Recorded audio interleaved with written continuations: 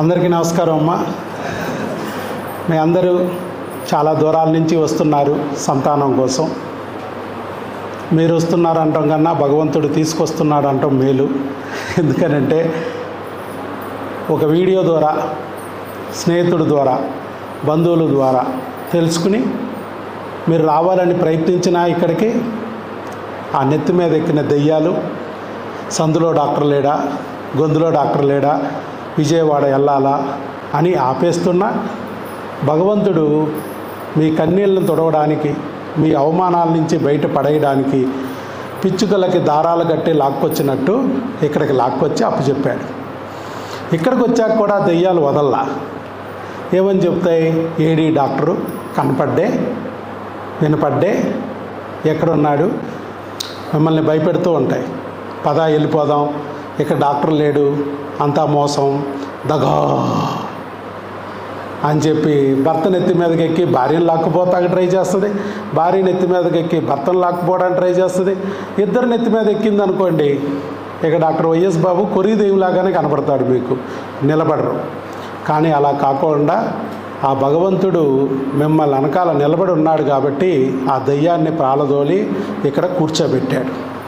ఇంతసేపు కూర్చోగలిగారంటే ఆ భగవంతుడు మీ వెనకాల ఉన్నాడని అర్థం.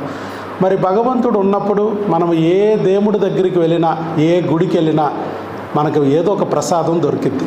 ఇది కూడా ఒక చర్చి లాంటిది, ఒక మసీదు లాంటిది, ఒక దేవాలయం లాంటిది. కాబట్టి ఇక్కడ కూడా ఒక ప్రసాదం అందాలని మనం అన్న ప్రసాదము అందిస్తున్నాం.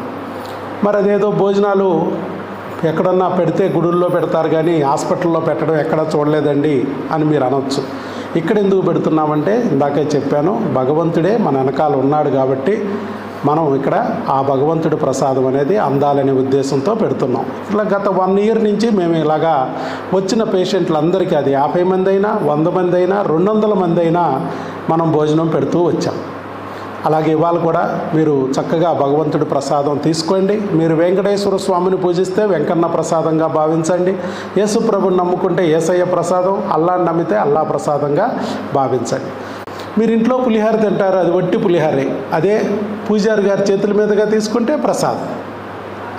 మీరు రోడ్డు మీద ద్రాక్షరసం తాగుతారు, అది వట్టి జ్యూస్, అలాగే పాస్టర్ గారి చేతుల మీదుగా తీసుకుంటే బ్రెడ్, ద్రాక్షరసం ప్రసాదం. భగవంతుడికి దగ్గరగా ఉన్న వ్యక్తుల చేతుల మీదుగా ఈ ప్రసాదాలుగా మారిపోతాయి. 17,000 మందికి ఒక్క IVF లేకుండా, ఒక్క ఆపరేషన్ లేకుండా భగవంతుడు ప్రెగ్నెన్సీ ఇప్పించేదటి చేశాడు ఈ చేతులతో. అంటే ఇది భగవంతుడు ఎన్నుకున్న చెయ్యి. ఈ చేతి ద్వారా ప్రసాదం అందాలనేది మేము భావించి మిమ్మల్ని వెయిట్ చేయించాం. తర్వాత మరి మా చేతుల మీదుగా, మా దంపతుల చేతుల మీదుగా లయన్స్ క్లబ్ ద్వారా కానీ, వాకర్స్ క్లబ్ ద్వారా కానీ ఎన్నో సేవా కార్యక్రమాలు చేయించాడు ఆ భగవంతుడు. కొన్ని వేల మందికి అన్నదాన కార్యక్రమాలు చేస్తాం. మన ఈ హాస్పిటల్లోనే 42,000 మందికి ఇక్కడ అన్నదానం జరిగింది. ఇక బయట కూడా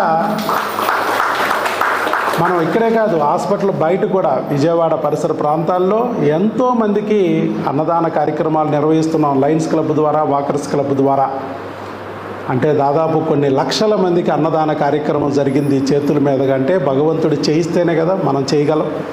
అట్లాగే లేడీస్కి కుట్టు మిషన్లు, గ్రైండర్లు ఇవ్వడం, వాళ్ళు ఆర్థికంగా నిలబడేటట్టు చేయడం, స్కూల్ పిల్లలకి సైకిళ్ళు ఇవ్వడం, కాలేజీ పిల్లలకి ఫీజులు కట్టడం, స్కూల్లో కళ్ళజోడు లేక కంటి చూపు మందగించిన పిల్లలకి స్కూల్కే కంటి డాక్టర్ని తీసుకెళ్ళి వ్యాన్ ద్వారా అక్కడ పరీక్షలు చేయించి వాళ్ళకు ఉచితంగా కళ్ళజోడులు అందించడం, ఇలా ఎన్నో సేవా కార్యక్రమాలు మేము చేసాం. డయాబెటిక్ క్యాంపుల ద్వారా మందులు అందించడం, బ్లడ్ డొనేషన్ క్యాంపుల ద్వారా బ్లడ్ అందించేటట్టు చేయడం, కాళ్ళు లేని వాళ్ళకి కృత్రిమ కాళ్ళు అందేటట్టుగా చేయడం, ఇలా ఎన్నో సేవా కార్యక్రమాలు ఆ భగవంతుడు ఈ చేతి ద్వారా చేసి ఈ చేతిలో పుణ్యఫలాన్ని పెట్టాడు.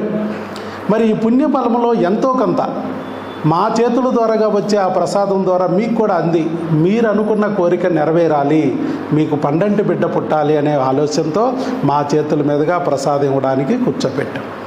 ఇక 3వ స్టెప్, భోజనం ఇస్తున్నారు, బాగుంది, కానీ ఈ ఫోటోలు, వీడియోలు ఎందుకు తీస్తున్నారు డాక్టర్ గారు?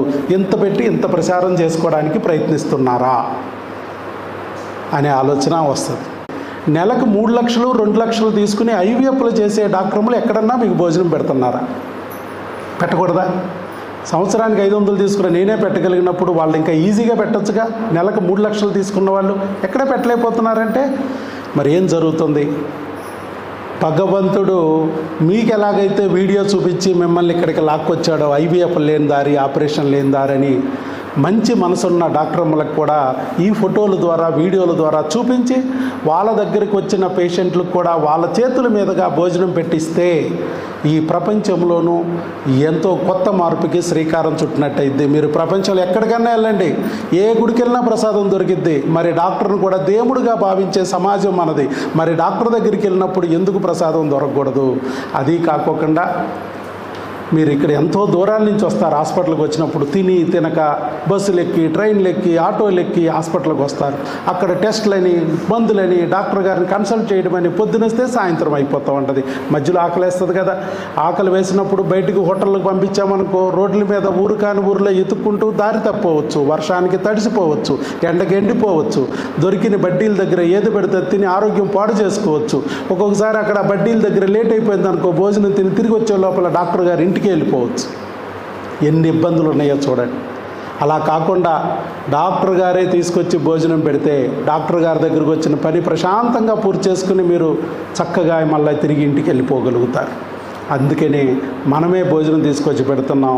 ఈ విషయాన్ని మిగతా డాక్టర్లకు కూడా చూపించి ఆ భగవంతుడు మిగతా మంచి మనసున్న డాక్టర్లతో కూడా భోజనం పెట్టించి ఆ పేషెంట్లను కూడా చక్కగా తన బిడ్డల్లాగా ఆదుకుంటాడు అనే ఉద్దేశంతో మేము ఈ పని చేస్తున్నాం. 1000 మైళ్ళ ప్రయాణం కూడా మొదట అడుగుతూనే స్టార్ట్ అవుద్ది. ఇవాళ మా దంపతులతో భగవంతుడు స్టార్ట్ చేశాడు. ఇది రానున్న రోజుల్లో మిగతా హాస్పిటల్లో కూడా జరగాలి అనే కోరికతో ఫోటో వీడియోలు తీస్తున్నాం. వాళ్ళకి ఇన్స్పైరింగ్గా ఉండాలి, మోటివేషనల్గా ఉండాలనే ఉద్దేశంతో. అంతే తప్ప ఏదో ప్రచారం కోసం కాదమ్మా. భగవంతుడే మమ్మల్ని గుర్తించాడు. ఇంకా ఎవరు గుర్తింపు కోసం మేము ప్రచారానికి పాకులాడాలి? కాబట్టి మీ అందరూ చక్కగా అర్థం చేసుకోండి. మీరందరూ సంతానం కోసం వచ్చారు.